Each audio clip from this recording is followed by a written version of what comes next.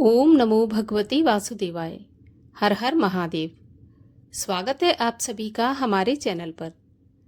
आज के इस वीडियो में हम आपको सुनाएंगे सावन मास के महात्म के पहले अध्याय की कथा। आज दिनांक 11 जुलाई 2025 और आज से आरंभ हो रहा है सावन का महीना। सावन का महीना भगवान शिव को अति प्रिय महीना है और भगवान विष्णु का भी प्रिय महीना सावन का महीना है। सावन के महीने में भगवान शिव की विधि विधान से पूजा करने पर, व्रत करने पर, व्रत की कथा सुनने पर और सावन के महात्म सुनने पर भगवान शिव प्रसन्न होते हैं, मन वांछित फल प्रदान करते हैं। आज से हमारे चैनल पर आप सावन मास के महात्म की संपूर्ण 30 दिनों की कथा का श्रवण करेंगे। आज से प्रारंभ होगा पहला अध्याय।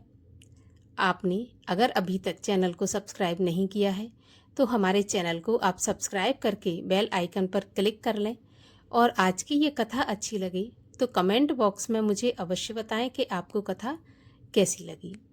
साथ ही साथ वीडियो को एक लाइक करें, क्योंकि आपके लाइक से हमें पता चलता है कि आपको हमारा वीडियो पसंद आया। तो चलिए अब हम शुरू करते हैं सावन मास के प्रथम अध्याय की कथा। तो सभी प्रेम से बोलिए ओम श्री गणेशाय नमः। बोलिए भगवान शिव शंकर महादेव की जय। अनेकों ऋषियों की सभा में मुनि श्रेष्ठ सौनक ने श्री सूत जी से पूछा, हे महाभाग महामते, हे व्यास शिष्य सूत जी, अब तक आपके श्रीमुख से हमने अनेकों आख्यान सुनकर आनंद प्राप्त किया, परंतु फिर भी हमारे कानों की प्यास अभी तक बुझी नहीं है और भी कुछ सुनने की इच्छा है। तुला राशि का सूर्य होने पर आपने कार्तिक मास का महात्म, मकर का सूर्य होने पर माघ मास का महात्म और मेष का सूर्य होने पर वैशाख मास का महात्म सुनाया। इन मासों के जो गुण धर्म हैं उनको भी आपने अच्छे से समझाया और अब इन मासों से भी उत्तम आपके अनुसार यदि कोई महीना परमेश्वर को प्रिय हो तो उसे भी विस्तार पूर्वक कहिए। हमारे मन को उसको भी सुनने की तीव्र लालसा है। ये सुनकर सूत जी ने बड़े प्रेम भरे शब्दों में कहा, आप सब मुनिगण ध्यान पूर्वक सुने। मुझे भी आपको सुनाने में आनंद प्राप्त होता है।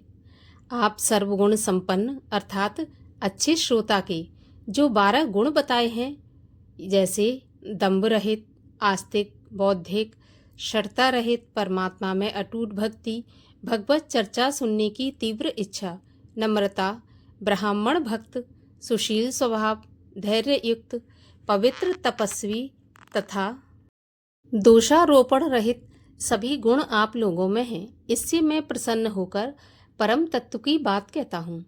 एक दिन धर्म को जानने की इच्छा से बुद्धिमान सनत कुमार ने परमेश्वर को दोनों हाथों से नमस्कार करके भक्ति पूर्वक पूछा, हे देवों के देव महादेव, आप अनेक योगियों के ध्येय चरण कमल, आपसे अनेक व्रत तथा धर्मों को सुना, किंतु इस समय हमारे हृदय में एक ऐसे मास का महात्म श्रवण करने की अभिलाषा है जो 12 मासों में सर्वोत्तम, सभी को अत्यंत प्रसन्न करने वाला तथा जो सब कर्मों का सिद्धि प्रदाता हो।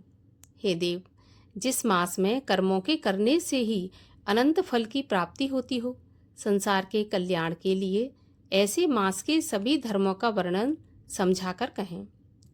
महादेव शिव ने सनत कुमार से कहा, हे ब्रह्मा पुत्र सनत कुमार, आपकी सेवा तथा भक्ति से प्रसन्न होकर मैं एक अत्यंत गुप्त बात कहूँगा। 12 महीनों में श्रावण मास मुझे बहुत प्रिय है।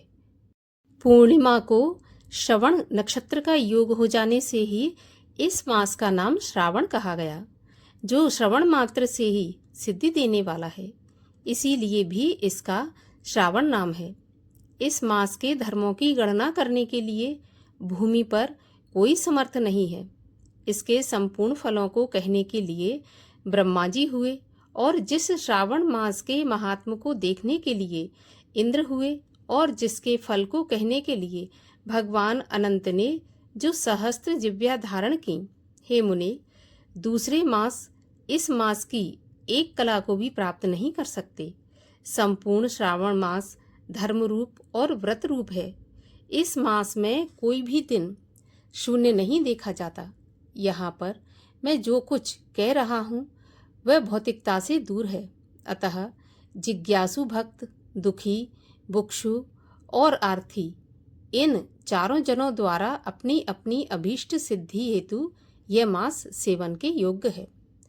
तो सनत कुमार बोले, हे प्रभु, आपने अभी कहा कि इस मास में कोई भी दिन व्रत शून्य नहीं है।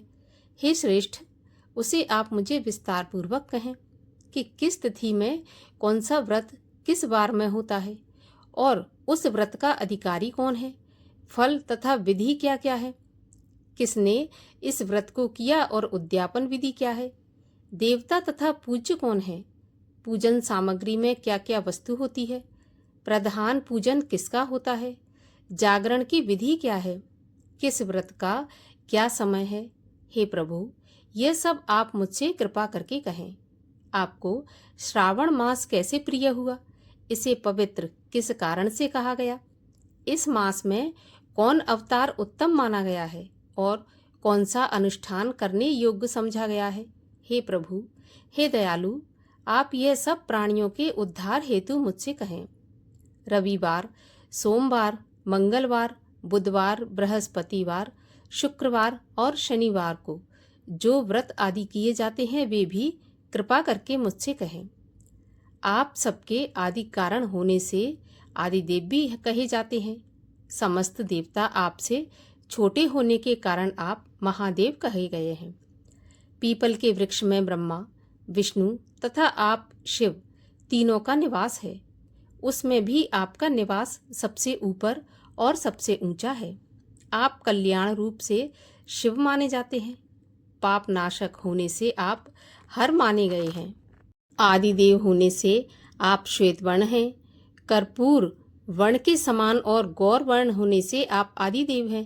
पहले गणेश जी का अधिष्ठान रूप 4 दल का मूलाधार नाम का चक्र है। उसके ऊपर 6 दल का ब्रह्मा जी का अधिष्ठान नाम का दूसरा चक्र है और उसके ऊपर 10 दल वाला भगवान विष्णु का मणिपुर नामक तीसरा चक्र है। फिर हृदय में अधिष्ठान रूप 12 दल का अनाहत नाम का चौथा चक्र है। सबके हृदय में होने वाले उस चक्र में आपकी स्थिति कही गई है। ब्रह्मा जी तथा भगवान विष्णु के ऊपर आपका निवास होने से आपको मुख्य माना गया है। केवल आपके पूजन मात्र से पंचायतन का अर्चन हो जाता है। यह सब अन्य देवताओं में नहीं है। स्वयं आप शिव हैं। आपके वाम अंग में पार्वती का निवास है। गणपति का दक्षिण भाग में, सूर्य का नेत्र में और भगवान हरि का आपके हृदय में निवास है। अन्न को ब्रह्ममय कहा गया है। भगवान हरि जल रूप कहे जाते हैं। हे ईशान, जब आप उस अन्न और जल का भोग करने वाले हैं तो आपकी प्रवीणता में किसी को भी संदेह नहीं हो सकता। आपका शमशान और पर्वत में निवास सभी प्राणियों को विरक्ति की शिक्षा प्रदान करता है। आपका बोधक मंत्र है उत्ताम्रतत्व शेषान। संसार को विनाश करने वाला हलाहल विष अपने कंठ में आपने ही ग्रहण किया था। महाप्रलय के लिए काल अग्नि को अपने मस्तक में धारण करने में आप ही समर्थ हैं। विश्व स्वरूप कामांध कुएं में गिरने के कारण कामदेव का वध आपने ही किया था। आप ऐसे महान महत्वशाली हैं कि आपके यश का वर्णन करना आसान नहीं है। मैं आपकी स्तुति के लिए यदि करोड़ों बार जन्म लेकर भी आपकी स्तुति का वर्णन करना चाहूँ तो भी मैं समर्थ नहीं हो सकता। अतः हे दयामय, मेरे प्रश्नों का उत्तर देने की कृपा करें। तो ये थी श्रावण मास के महात्म्य के पहले अध्याय की कथा। आपको कथा कैसी लगी कमेंट बॉक्स में मुझे अवश्य बताइए और आगे के सभी अध्याय सुनने के लिए चैनल को सब्सक्राइब अवश्य कर लीजिए।